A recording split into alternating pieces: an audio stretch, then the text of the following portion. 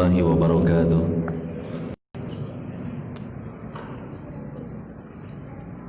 Alhamdulillahi rabbil alamin. Wassalatu wassalamu ala nabiyyina Muhammadin wa ala alihi wa sahbihi ajma'in wa man tabi'ahum bi ihsanin ila yaumiddin.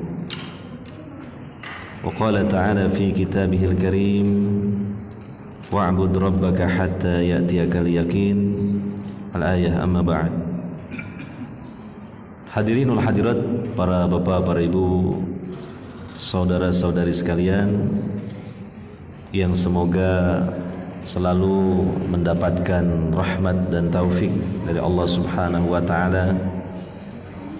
Alhamdulillah, pada kesempatan malam hari ini kita bisa hadir di masjid ini untuk melaksanakan ibadah dan pendekatan diri kita kepada Allah Subhanahu wa taala,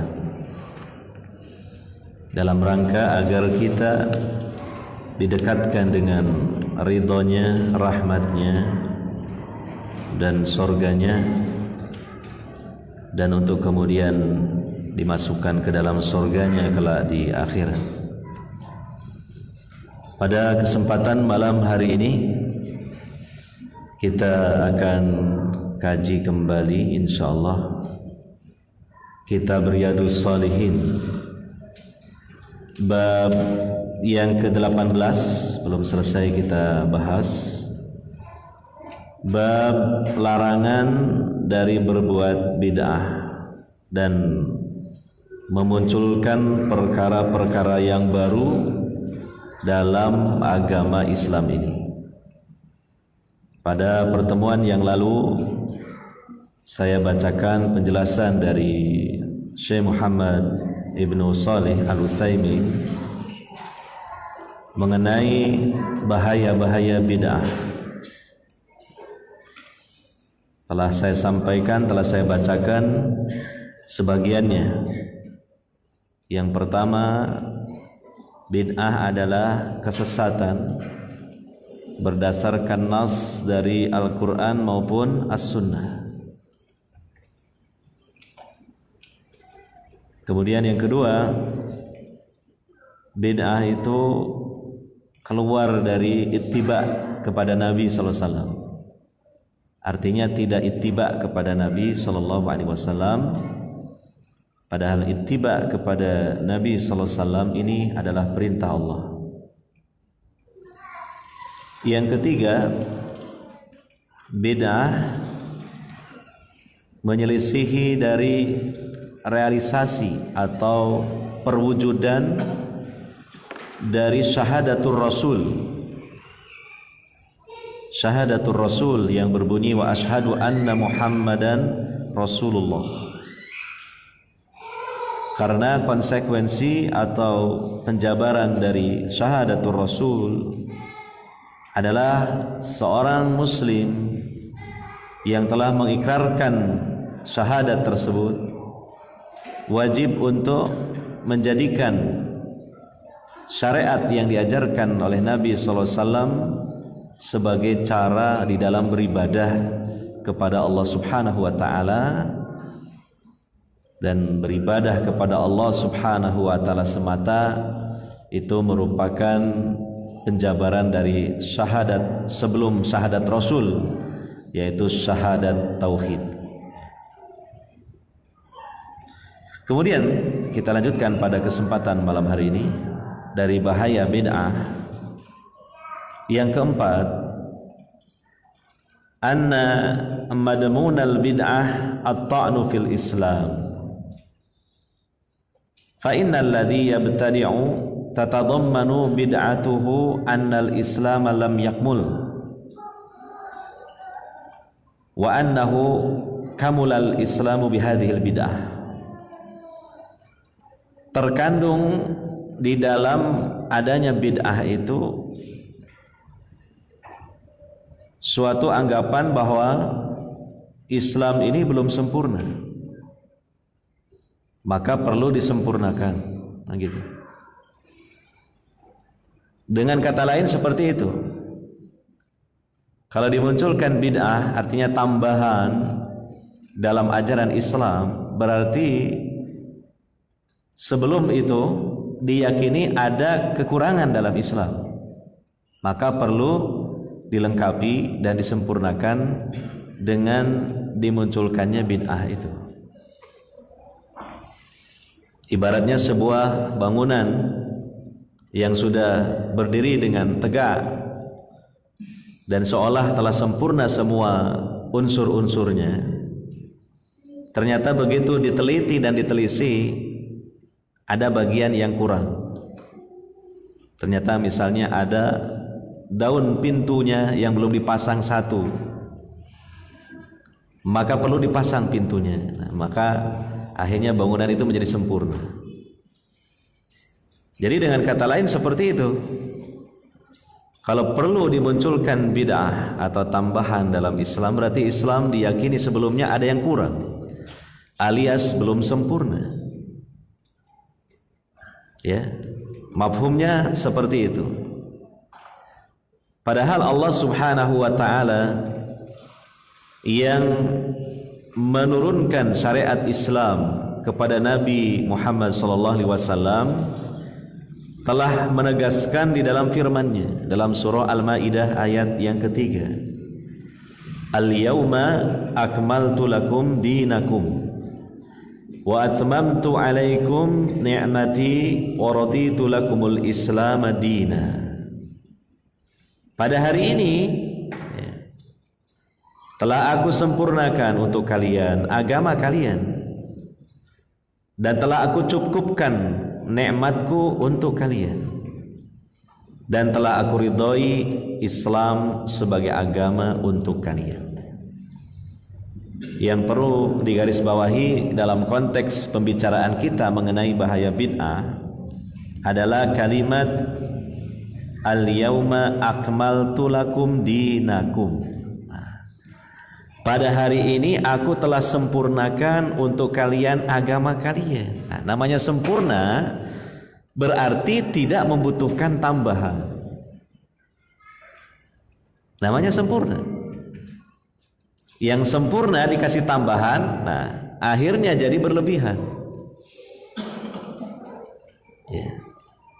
Itu hakikatnya. Kalau dimunculkan bid'ah, nah, kita perlu berkreasi misalnya untuk membuat lagi suatu ibadah yang khas, ya, yang memang kita yakini ini bukan dari Nabi, tidak ada dalam kehidupan para sahabat, tapi ini murni memang hasil dari cipta karsa dan karya saya misalnya.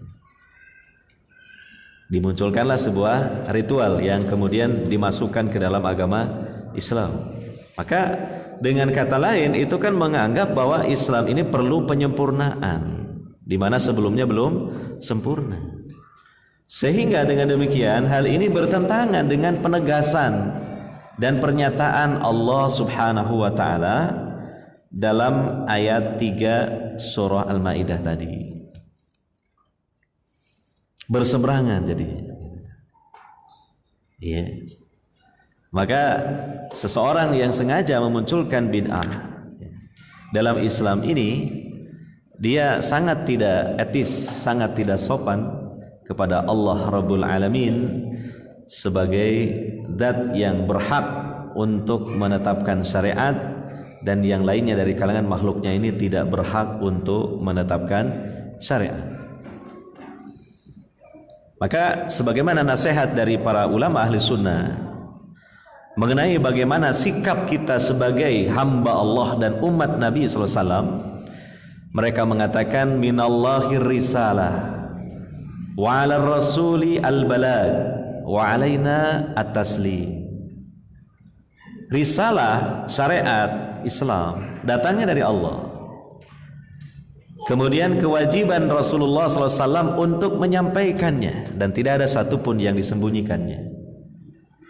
Dan kita sebagai hamba-hamba Allah dan umat Nabi SAW berkewajiban at-taslim, menerima, memahami, melaksanakan. Ya, semacam itulah. Ya. Kemudian hadirin wal hadirat yang dimuliakan oleh Allah Subhanahu wa taala, yang kelima, bahaya dari bid'ah itu annahu yatadammanu at-ta'na fi Rasulillah sallallahu alaihi wasallam, wa dzalika li anna hadhihi al-bid'ata allati zu'imat annaha ibadatun imma an yakuna ar-rasul sallallahu alaihi wasallam lam ya'lam biha wa hina idzin yakunu jahilan, wa imma an yakuna qad alima biha walakinnahu katamaha wa hina idzin yakunu katiman lirrisalah aw li ba'diha wa hadza khatirun jiddan. Ketika dimunculkan bid'ah, maka mengandung sebuah unsur, hal itu adalah termasuk mento'an Rasulullah, menghujat Rasulullah SAW, menyalahkan Rasulullah SAW. Ya.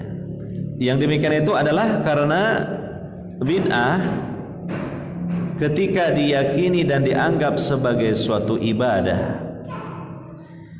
maka bisa jadi ibadah tersebut tidak diketahui oleh Rasulullah SAW, sehingga ketika itu Rasulullah jahil, tidak tahu. Ya, kan begitu kemungkinan pertamanya ketika dimunculkan bid'ah, padahal Nabi tidak mengamalkannya, tidak mencontohkannya, seolah-olah kemungkinan pertama apa? Nabi tidak tahu, lah saya tahu. Aneh kan? Ya. Kalau memang sama-sama ini adalah ajaran Islam, tentu dari Allah Subhanahu wa taala, kan begitu sumbernya. Ya. Lah kok Nabi tidak mengamalkan dan mengajarkannya? Berarti ada kemungkinan Nabi tidak tahu. Sehingga ketika itu Nabi memang tidak jahil terhadap hal tersebut, tidak tahu terhadap suatu ibadah tersebut. Ini kemungkinan yang pertama. Kemungkinan yang kedua, bisa jadi Nabi itu tahu tapi menyembunyikannya, tidak mengajarkannya. Ya. Nah, terus kamu tahu dari mana? Ya kan? Rasulullah mendapatkan wahyu dari Allah berupa suatu ibadah, tapi beliau tidak menyampaikannya kepada para sahabat. Kemudian kita yang hidup jauh melompat dari zaman Nabi dan sahabat kok tahu? Mungkin dapat ilham, mungkin dapat apa? Barangkali wahyu mungkin, gitu. Ya, atau mungkin dari mimpi barangkali. Gitu. Tapi intinya berarti sebenarnya Nabi sudah tahu ibadah itu, tapi Nabi sengaja tidak menyampaikannya kepada para sahabat. Berarti Nabi menyembunyikan syariat, atau sebagian dari syariat disembunyikan oleh Nabi SAW. Maka keyakinan seperti ini tentu sangat berbahaya. Berarti telah menuduh Nabi SAW tidak amanah dalam risalahnya ini. Ada sebagian dari syariat yang Nabi ketahui tapi Nabi tidak sampaikan. Padahal kita semua berkeyakinan semua Rasul itu memiliki sifat tabligh atau amanah. Seluruh syariat yang Allah sampaikan kepada Rasul itu pasti Rasul itu akan menyampaikannya kepada umatnya. Dan memang Nabi SAW, apalagi beliau seorang yang al-amin, yang sangat terpercaya. Tidak mungkin beliau berkhianat. Sehingga di akhir hayatnya beliau itu kan menyampaikan kepada para sahabat dalam jumlah yang banyak, dan Nabi SAW juga meminta persaksian kepada para sahabat. Ya, di mana beliau mengatakan, apakah sudah aku sampaikan risalah ini? Maka para sahabat mengatakan, bala ya Rasulullah, tentu wahai Rasulullah. Kemudian Nabi SAW mengacungkan jari telunjuknya ke atas sambil mengatakan, Allahumma shahad, ya Allah saksikanlah. Ini para sahabat telah menjadi saksi bahwa Nabi menyampaikan seluruh risalah dari Allah. Tidak ada satupun yang disembunyikan oleh Rasulullah sallallahu alaihi wasallam. Nah, kalau bid'ah dimunculkan kan seolah-olah seperti itu. Bisa jadi Nabi nggak tahu gitu kan.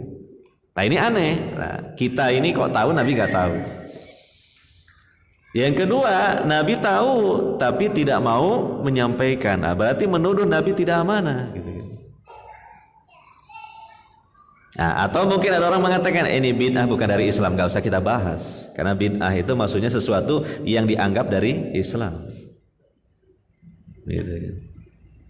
Artinya bikin aja agama sendiri yang bukan disebut agama Islam. Contoh akidah yang menyimpang yang dimiliki oleh Ahmadiyah. Kenapa para ulama perlu untuk menjelaskan kepada umat tentang bahayanya Ahmadiyah? Karena dinisbatkan kepada Islam.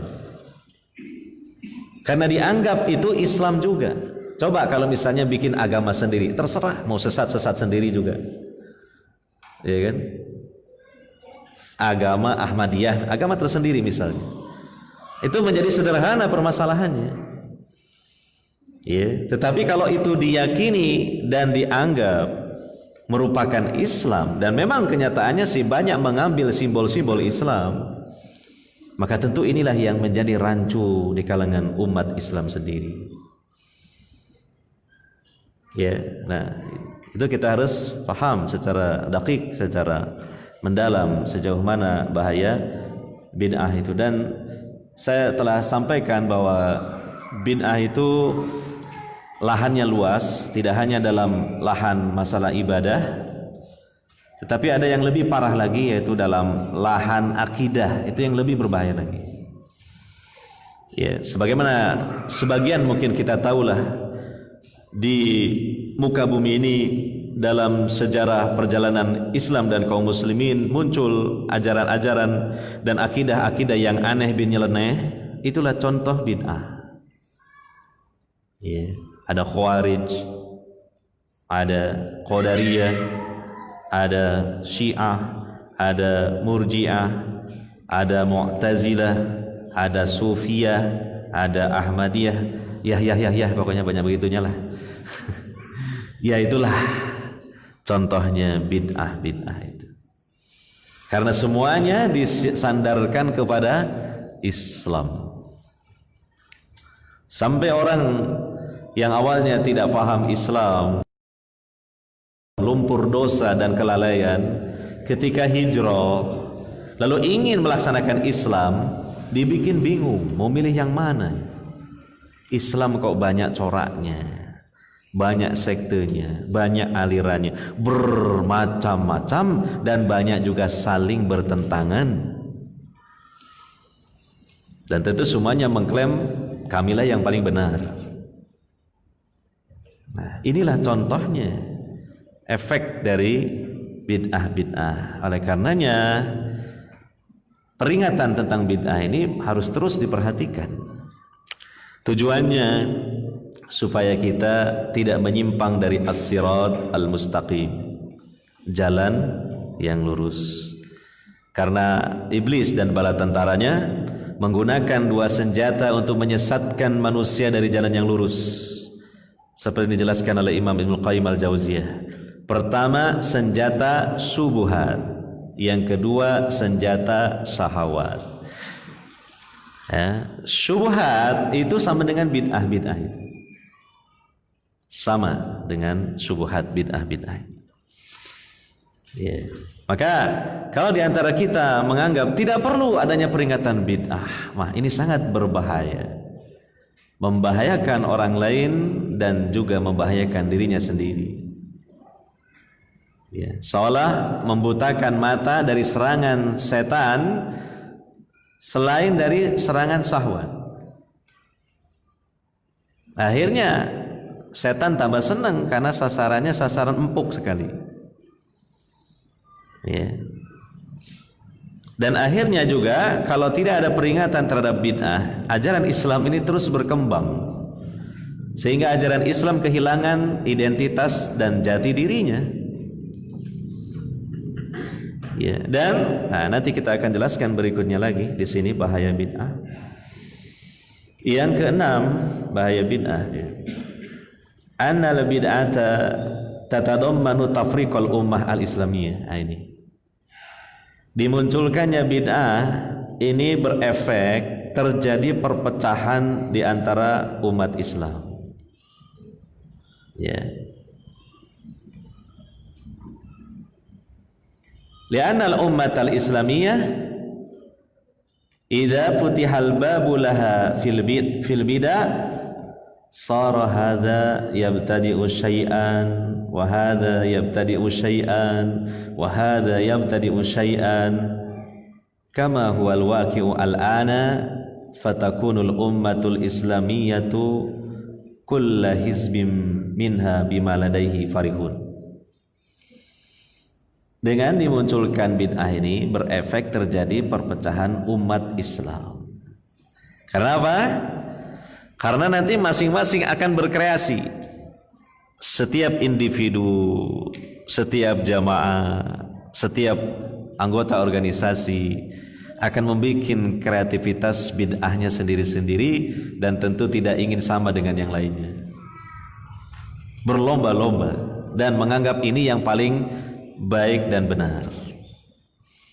Tidak mau kalah. Bahkan bisa berkembang nantinya di antara kaum muslimin di berbagai belahan negeri di muka bumi ini, tiap negara punya ciri ibadah yang khas masing-masing. Oh, Arab Saudi punya ibadah andalan ini. Oh, Yaman punya ibadah andalan ini.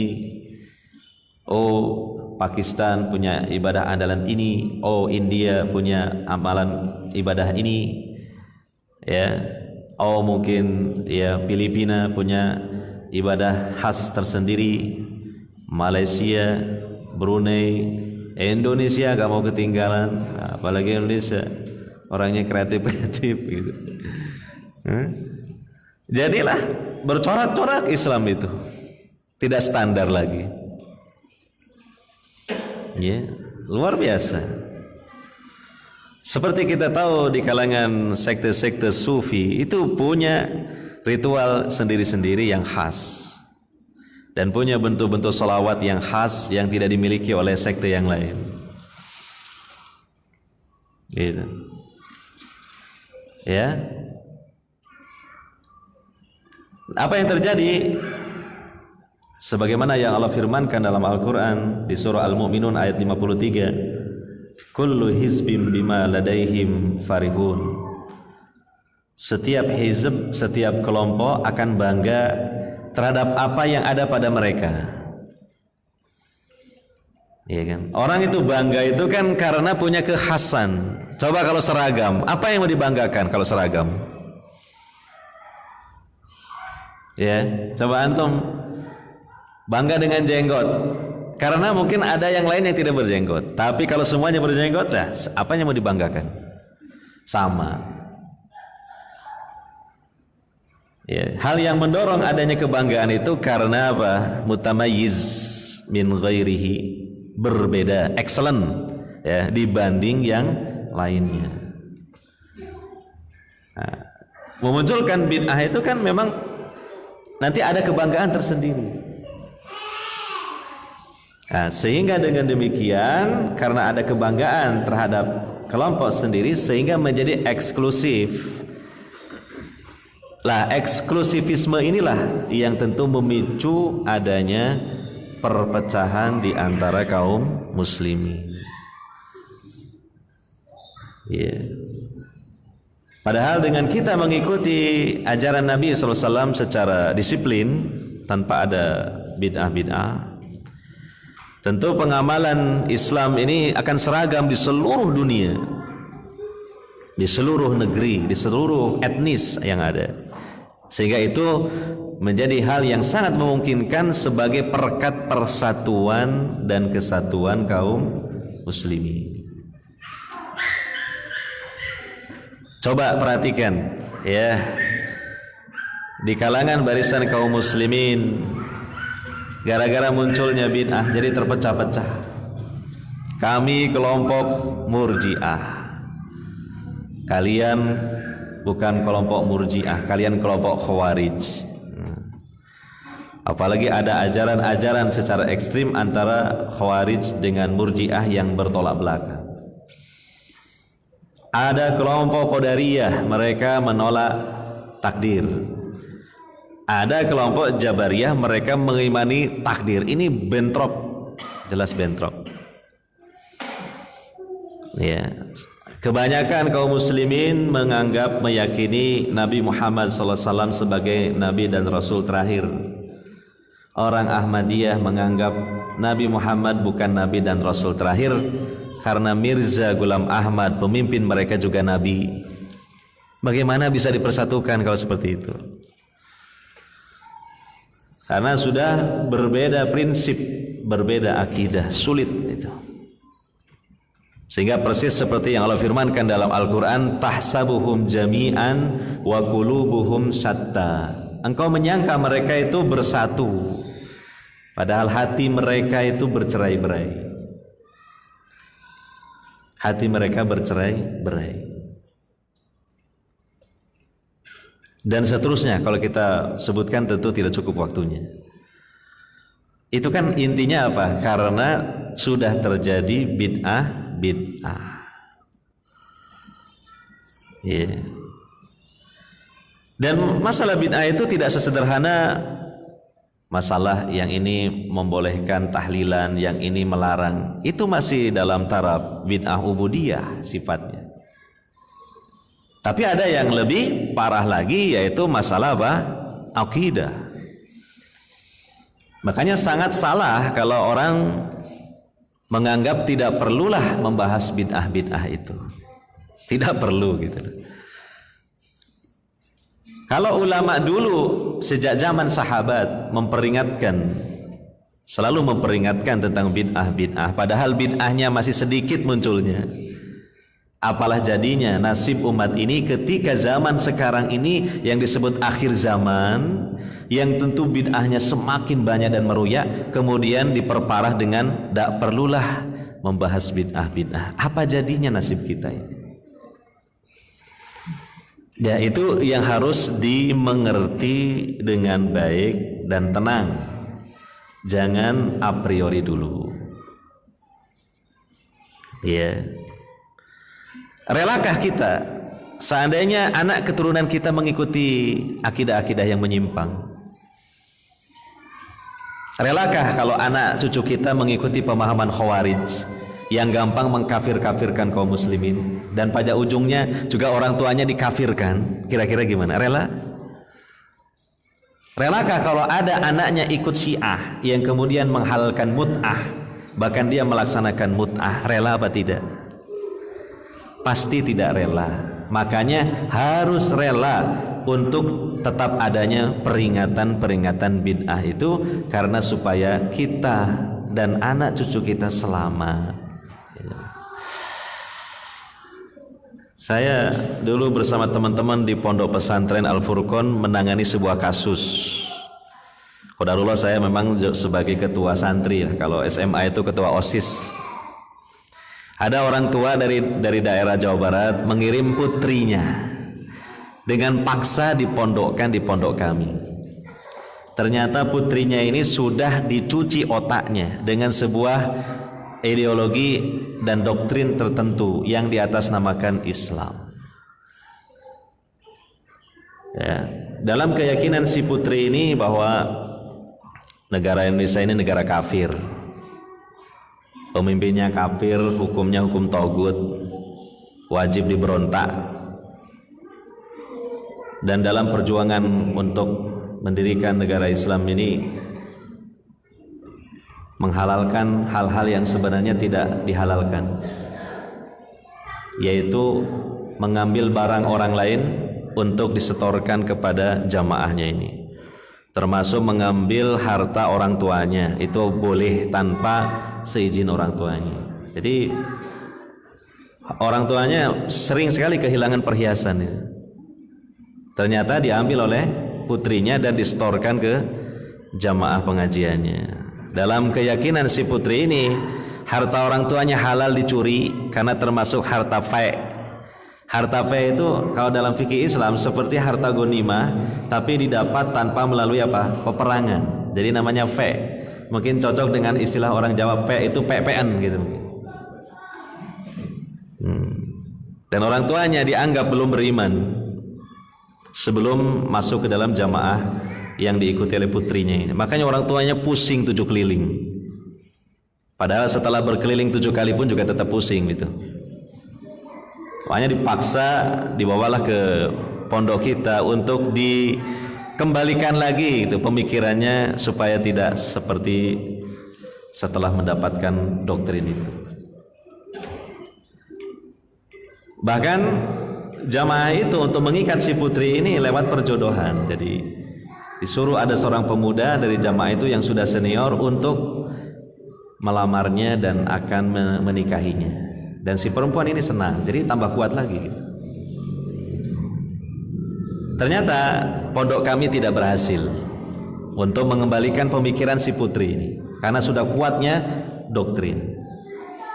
Akhirnya si putri ini tanpa sepengetahuan kita kabur melompati tembok. Kabur, kita pusing carinya kemana. Akhirnya didapat di stasiun Gubeng sana.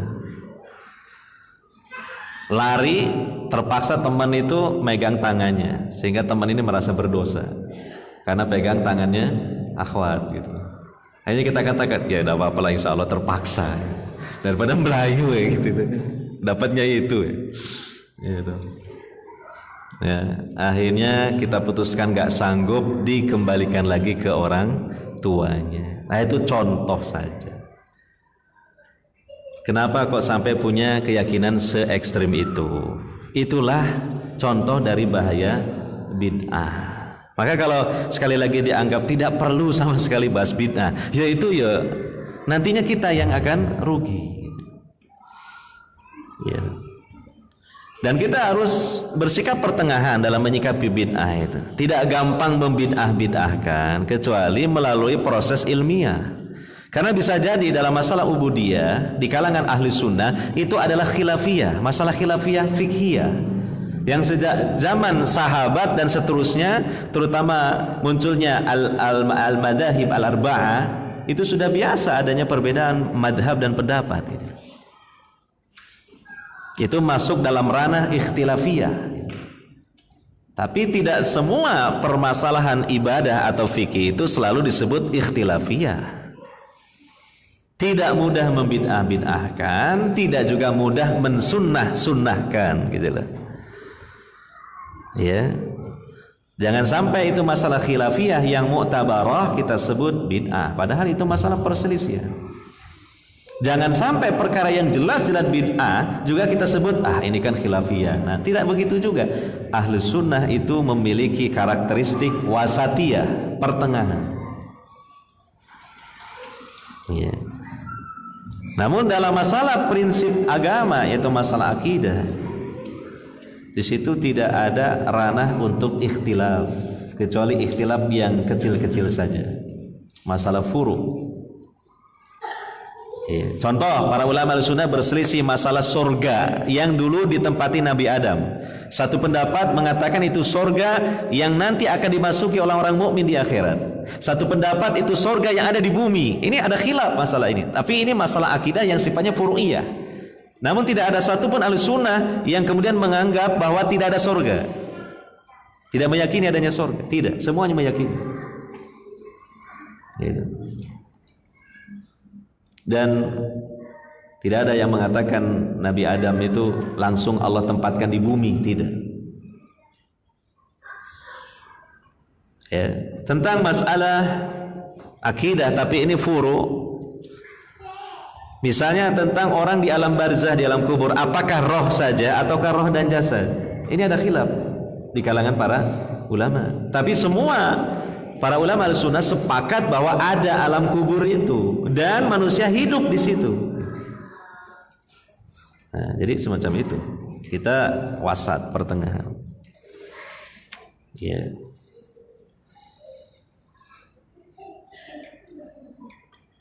Yang ketujuh, yang terakhir, bahaya bid'ah. Anal bid'ata idan tasarat fil ummah idmahalati sunnah. Lianna nas ya'maluna fa imma bi khairin wa imma bi syarrin. Sesungguhnya bid'ah apabila telah merebak dan menyebar di barisan kaum muslimin, maka itu akan bisa menggeser sunnah atau tuntunan.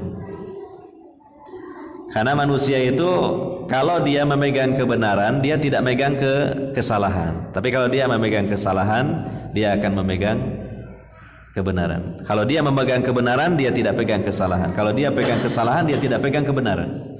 Kalau orang mengamalkan yang sunnah, ya yang bid'ahnya ditinggalkan. Tapi kalau mengambil yang bid'ah, yang sunnah ditinggalkan. Gitu. Terutama pada tema dan tempat yang sama. Ya.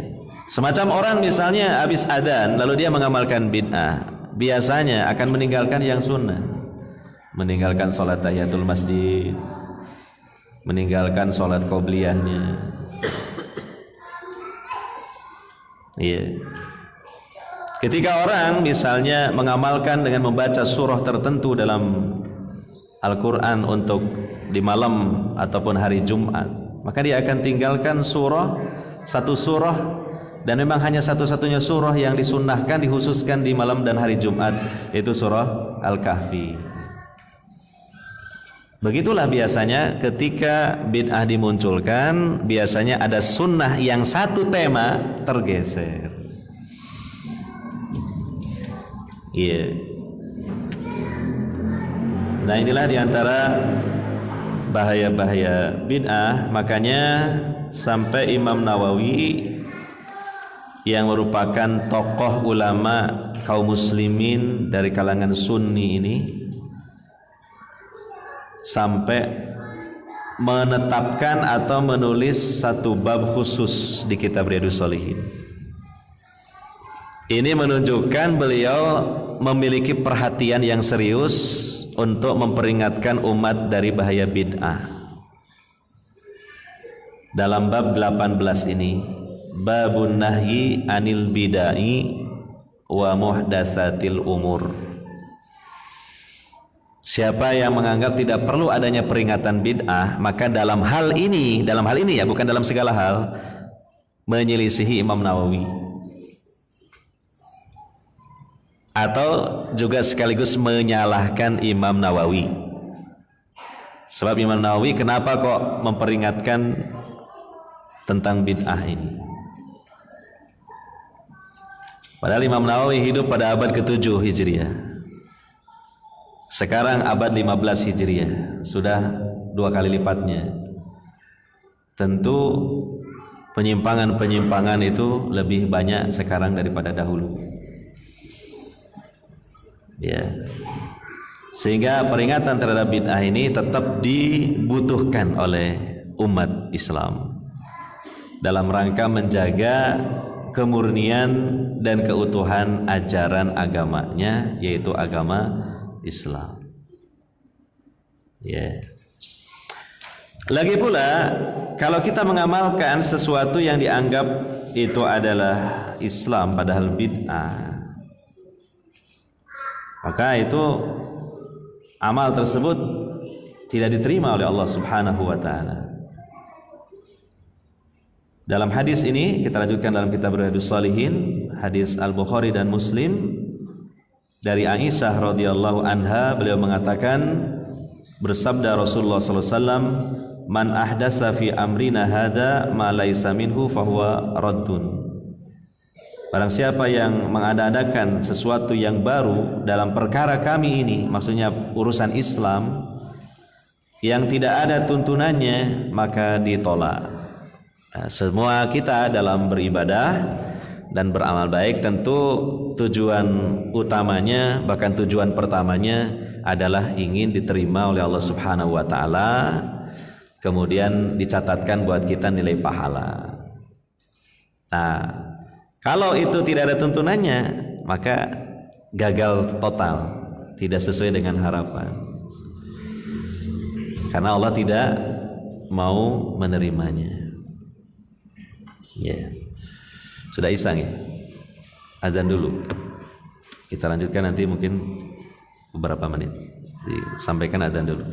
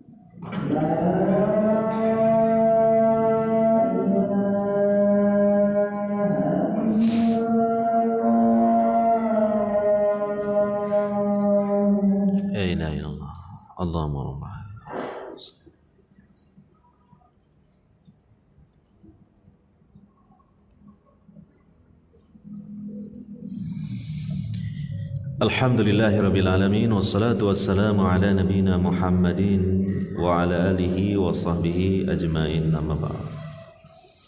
Saya tambahkan keterangan ya supaya semakin kita paham tentang bid'ah. Saya bacakan sebagian dari isi kitab Ilmu Usulil Bid'ah.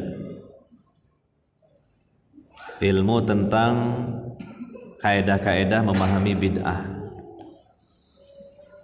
Penulisnya masih hidup dan terkadang berkunjung ke Indonesia menyampaikan daurah-daurah. Beliau salah satu murid senior Syekh Al-Albani, yaitu Syekh Ali Hasan bin Ali Al-Halabi Al-Athani. Pada pasal yang ketiga beliau menjelaskan di dalam hadis yang masyhur Nabi sallallahu alaihi wasallam bersabda, kullu bid'atin dhalalah. Semua bid'ah adalah kesesatan, kesalahan. Ya. Maka beliau menjelaskan kullu inda ahli al-arabiyyah min alfadil umum. Lafad kullu menurut para ahli bahasa Arab, para ulama bahasa Arab, menganggap bahwa kullu ini adalah lafaz yang umum. Ya. Jadi memiliki arti umum, mencakup semuanya, gitu. Artinya semua bid'ah itu dolalah. Tidak ada bid'ah itu yang hasanah. Karena lafaz kullu itu maknanya adalah bersifat umum. Beliau menukil penjelasan Al-Imam Musyatibi dalam fatwanya ketika menjelaskan hadis ini. Imam Musyatibi menjelaskan mahmulun indal ulama ala umumihi. Jadi dibawa kepada pemahaman lafadz kullu itu sifatnya umum menurut para ulama. La yustasna minhu syai'un albattata, tidak dikecualikan daripadanya sesuatu pun sama sekali. Walaysa fiha ma huwa hasanun aslan, dan tidak ada istilahnya bid'ah hasanah, karena kullu artinya semua. Ini telah dinyatakan oleh para ahli bahasa Arab, ya kan, dan para ulama yang lain di bidang yang lain, ya. Dan juga dijelaskan bahwa kalau kita perhatikan secara mendalam lafad-lafad yang disampaikan oleh Nabi sallallahu alaihi wasallam dalam hadis tadi, kullu bid'atin dhalalah, ya. Itu kalimat bid'ah atau lafad bid'ah dalam bentuk nakirah, ya, yang diidhofahkan kepada kullu. Kalau kita belajar bahasa Arab kan kita mengenal istilahnya idhofah, ada mudhaf, ada mudhaf ilaih.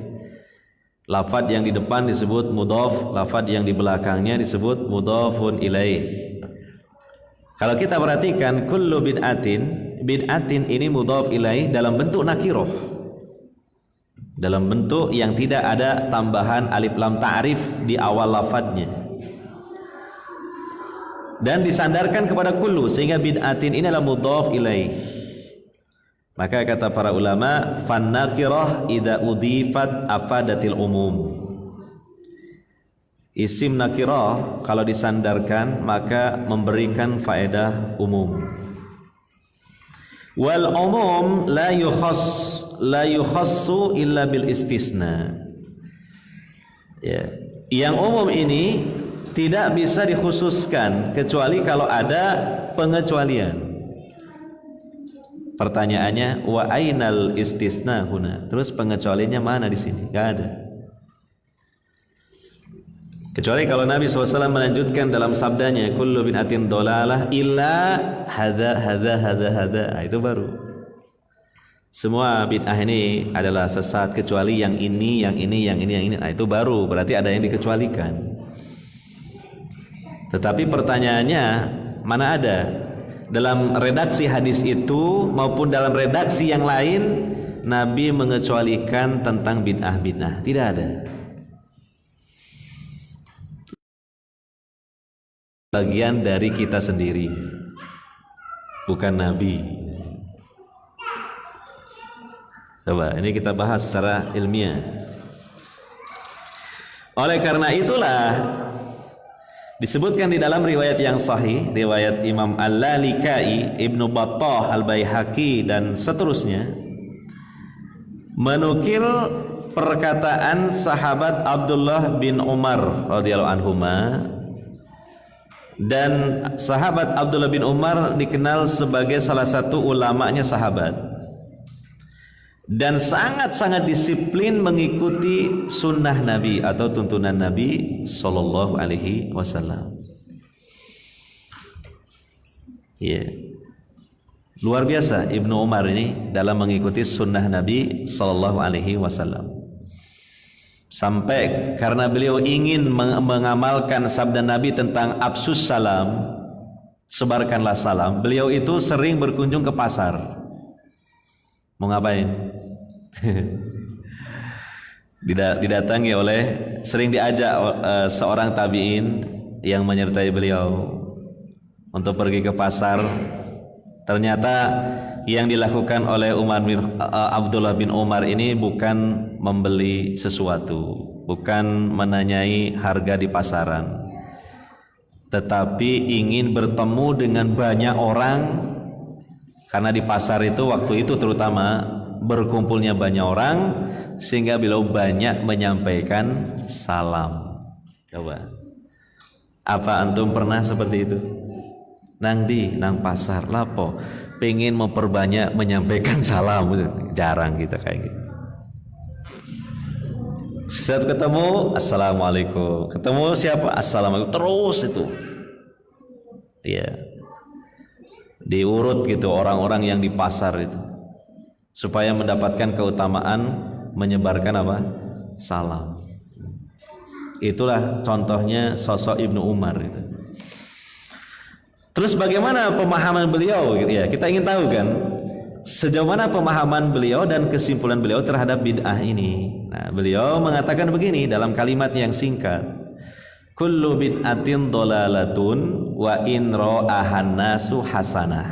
Nah, setiap bid'ah itu kesesatan sekalipun manusia memandangnya baik. Nah, coba sebagai bahan renungan ini. Bagi orang yang mengatakan ya ini memang bid'ah tapi ini hasanah, ini baik, tidak merugikan orang gitu kan. Bahkan di sini ada nilai sedekah, ada nilai zikir, mengangkat perekonomian masyarakat setempat gitu. Kesimpulan dari Ibnu Umar, kullu bid'atin dhalalah wa in ra'ahan nasu hasanah. Setiap bid'ah kesesatan sekalipun manusia menganggapnya baik. Seolah-olah karena kedalaman pengetahuannya Ibnu Umar terhadap Islam ini dan jauhnya cara pandang Ibnu Umar, seolah-olah perkataannya ini sudah mengantisipasi adanya suatu anggapan bahwa bid'ah itu ada yang hasanah gitu. Jauh-jauh hari seolah-olah sahabat Ibnu Umar telah mengantisipasi. Yeah. Dan ternyata antisipasinya tepat sekali gitu. Karena di zaman ya yang kemudian terjadi setelah Ibnu Umar ini muncul banyak bid'ah. Yang tentu semua orang yang memunculkan dan mengamalkan bid'ah itu pasti menganggapnya baik, pasti. Walaupun pada sisi yang lain menganggap ini bukan dari Nabi, maka sudah diantisipasi oleh perkataan Ibnu Umar ini. Kullu bid'atin dhalalah wa in ra'ahan nasu hasanah. Setiap bid'ah itu dhalalah sekalipun manusia menganggapnya apa? Baik. Ya.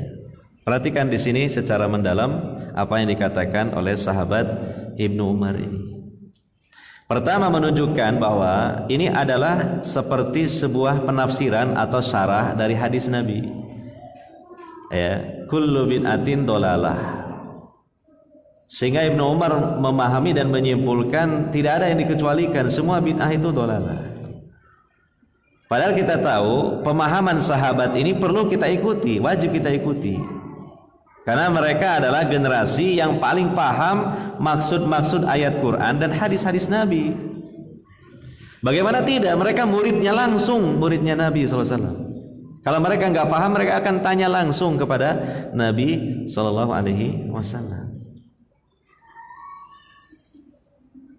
Yeah.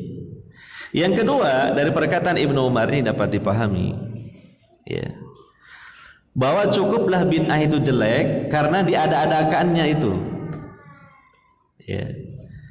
Bahwa cukuplah bid'ah dikatakan dhalalah atau jelek karena mengada-adakannya, yang itu adalah melancangi Allah dan Rasulnya. Walaupun dianggap baik.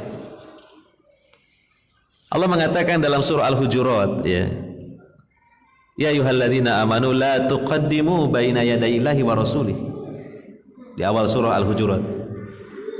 Wahai orang-orang yang beriman, janganlah kalian mendahului terhadap Allah dan Rasulnya. Artinya dalam menetapkan syariat. Jadi kalau kita mau membahas secara mendalam, ketika ada bid'ah dan dilihatnya sepintas lalu baik kok, di situ ada unsur zikir, di situ ya tidak ada manusia yang dirugikan, ya. Maka jawabannya cukuplah dengan mendahului Allah dan Rasulnya dalam membuat syariat itu sebuah kejelekan karena merupakan sikap yang tidak beradab terhadap Allah dan Rasulnya. Sebab hak di dalam menentukan syariat adalah haknya Allah subhanahu wa ta'ala. Allah mengatakan di ayat yang lain, ala inil hukmu illa lillah. Ketahuilah yang berwenang dan berhak menetapkan hukum tiada lain adalah Allah. Terakhir, kalau terakhir berarti mau selesai ya, tenang saja. di dalam sebuah riwayat yang sahih dari Imam Ad-Darimi, ya, dalam kitab Sunan beliau menyebutkan kisah tentang sahabat Ibnu Mas'ud.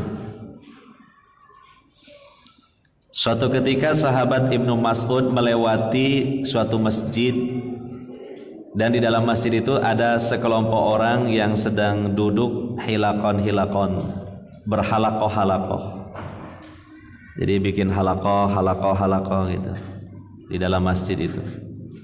Halakoh itu duduk melingkar, itu kan halakoh. Ya. Yukabbiruna, mereka bertakbir. Wa yuhalliluna, mereka bertahlil. Wa yusabbihuna, mereka bertasbih. Ini kan lafaz-lafaz yang baik tuh, bagus kan. Tapi apa? Ala sifatin lam yaf'alha Rasulullah SAW wa ashabuhu. Dengan tata cara dan sifat dikirnya tidak seperti yang dikerjakan oleh Nabi SAW dan para sahabat beliau. Ya, mungkin dengan hitungan-hitungan sekian, mungkin semacam bareng-bareng dikirnya, dipimpin satu orang, diikuti sekian orang. Itu.